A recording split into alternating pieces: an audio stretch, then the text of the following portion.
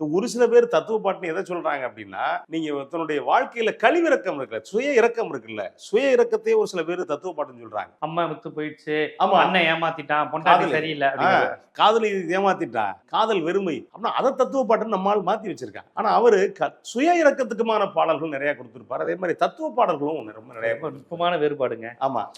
அதுவும் இறக்கம் தான். எனக்கு யாருமே இல்லைங்கிறது இறக்கம் தான். ஆனா ஆமா. அது எந்த சமூக நலனும் இல்ல. ஆமா, சமூக நலன் இல்ல. கண்டிப்பா. அதே நேரத்துல நீங்க சமூக நலன் சார்ந்த தத்துவ பாடல்கள் இருக்கும். நீங்க கவனிச்சு பாத்தீங்கன்னா ரொம்ப நுட்பமா ஒரே ஒரு பாட்டு என்னன்னா, எறும்பு தோலை உரித்து பார்க்க யானை வந்ததடா, என் இதய தோலை உரித்து பார்க்க ஞானம் வந்ததடா அப்படிம்பார்.